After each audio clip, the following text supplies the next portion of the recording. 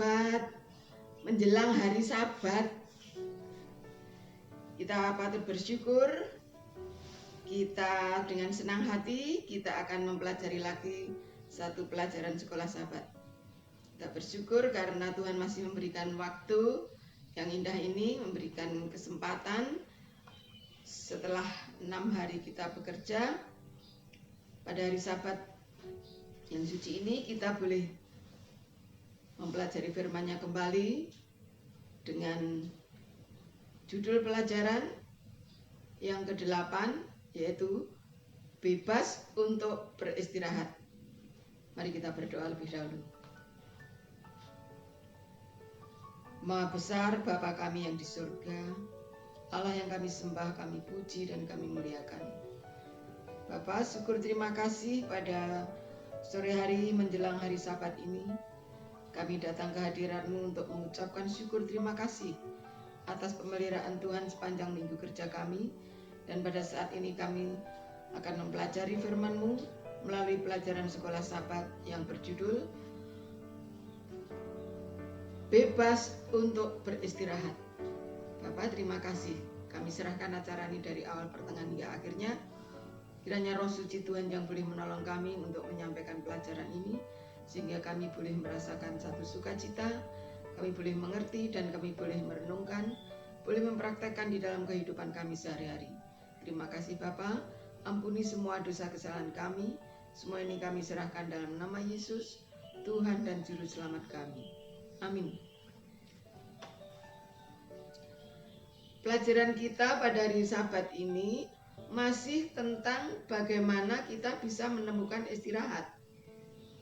Istirahat di sini yaitu satu ketenangan, satu pikiran yang tenang bersama dengan Tuhan. Dalam hal ini adalah istirahat mental atau batin yang sungguh-sungguh. Allah tidak pernah menciptakan penderitaan atau sakit penyakit.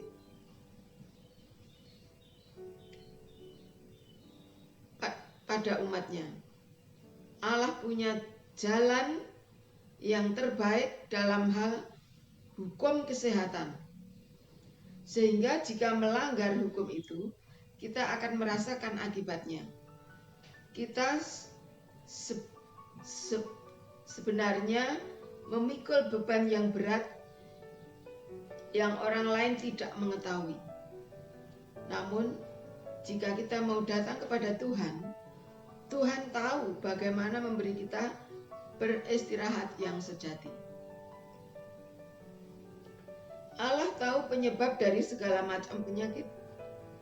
Jika Dia mau menyembuhkan, Dia langsung kepada akar masalahnya yang mengganggu orang itu. Allah menyembuhkan kita dari dalam dulu. Tetapi buat seseorang yang lain, Allah segera menyembuhkan fisiknya dulu. Allah Maha Tahu untuk kita bisa beristirahat dari penderitaan kita. Depresi adalah adanya sesuatu yang salah di dalam hubungan kita dengan Tuhan. Depresi adalah faktor utama dari beban penyakit. Terkadang depresi perlahan-lahan dan diam-diam menguasai kita. Kita baru sadar jika depresi mencengkeram kita dengan kuat. Kadang-kadang itu menyerang dengan cepat. Sebagai contoh, Nabi Elia ketika diancam oleh Isabel. Tidak sepatutnya kita berlari dari depresi yang mengancam kita. Jika kita tetap mempercayai Tuhan sebagai jalan keluar yang pasti dan sejati. Allah mengetahui betapa lelahnya kita berlari menghindari depresi. Dia menunggu kita mengarah kepadanya, menyerah kepadanya. Allah mengetahui bahwa semua pelarian melelahkan, baik fisik maupun mental. Elia tidak memiliki kekuatan untuk mengangkat dirinya dan melakukan hal untuk bertemu Allah kembali. Namun Allah menyediakan energi untuk pertemuan itu, dan Allah menjanjikan untuk hari esok yang lebih baik. Jadi kita betul-betul harus bersama-sama dengan Allah jika kita mengalami satu depresi atau penderitaan yang berat.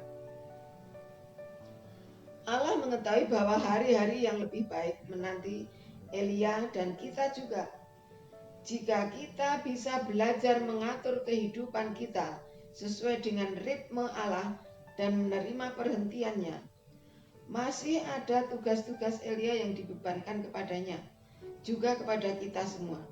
Tuhan masih memberikan tugas-tugas yang akan diberikan kita semua kepada untuk yang memerlukan kebersamaan Allah. Tuhan masih menyelamatkan kita jika kita mau dipakai oleh Tuhan melanjutkan apa yang Tuhan rencanakan. Ini salah satu kisah seseorang, yaitu Nabi Elia, di mana dia mengalami depresi yang mendadak setelah dia diancam oleh Isabel. Padahal sebelumnya, sore harinya, sebelum pagi, dia mengalahkan beratus-ratus Nabi Baal, membunuhnya, dan Tuhan mengharapkan Elia bisa menjadi satu obor untuk pemulihan iman umatnya.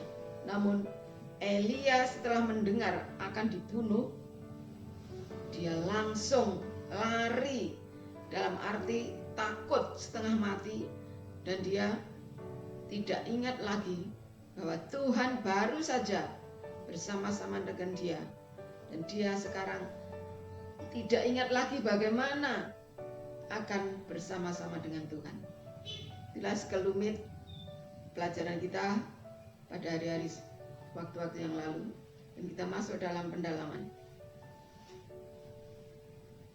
Dengan perubahan keadaan yang terus-menerus, perubahan datang dalam pengalaman kita, dan dengan perubahan ini kita menjadi gembira atau tertekan. Tetapi perubahan keadaan tidak memiliki kekuatan untuk mengubah hubungan Tuhan dengan kita. Dia sama kemarin, hari ini, dan selamanya. Dan dia meminta kita untuk memiliki keyakinan yang tidak diragukan dalam kasih-Nya. Di dalam In Heaven Place halaman 120.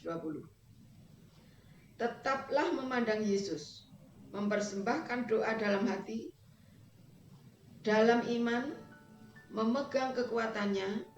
Apakah kita memiliki perasaan yang jelas atau tidak? Maju terus seolah-olah setiap doa yang dipanjatkan disimpan di tahta Allah dan ditanggapi oleh Dia yang janjinya tidak pernah gagal. Ikuti terus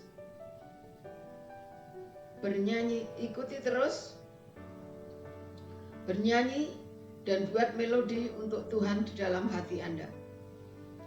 Bahkan ketika tertekan oleh rasa berat dan kesedihan, kita harus tetap berada di dalam lindungan Tuhan, rangkulan Tuhan.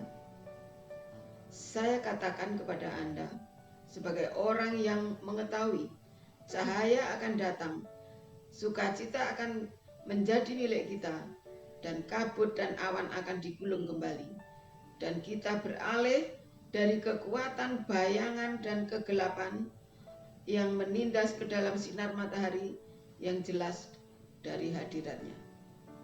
Selected Message jilid 2 halaman 242 sampai 243. Nah, inilah satu kisah tentang bagaimana kita bebas untuk beristirahat. Kita bebas untuk bersama-sama dengan Tuhan. Apapun yang terjadi di dalam kehidupan ini, baik penderitaan, tekanan, suka, duka, semuanya. Jangan pernah kita melepaskan diri dari genggaman Tuhan. Kadang-kadang kita hanya menempel kepada Tuhan. Ada hal sedikit yang menjadikan kita lupa, tidak bisa berpikir secara iman. Akhirnya kita akan dengan mudah kita melepaskan pegangan kita kepada Tuhan. Namun bila mana tangan kita dipegang, digenggam oleh Tuhan, tidak mungkin kita akan terlepas dari genggaman Tuhan. Untuk itu, biarlah kita sebagai anak-anaknya, sebagai umatnya yang dikasihi, sebagai biji matanya, kita tetap tahan, bersemangat, kita tetap mampu menerima kekuatan, kuasa Tuhan, terang Tuhan, sinar Tuhan, karena sinar Tuhan adalah sinar matahari yang jelas untuk menerangi hati dan jiwa kita di dalam kegelapan. Inilah satu pelajaran yang perlu kita renungkan. Biarlah hari Sabat ini boleh menjadi bagian kita, dan kita boleh merasakan satu sukacita di dalam kasih Tuhan kita Yesus Kristus. Kiranya Tuhan memberkati kita semua. Amin.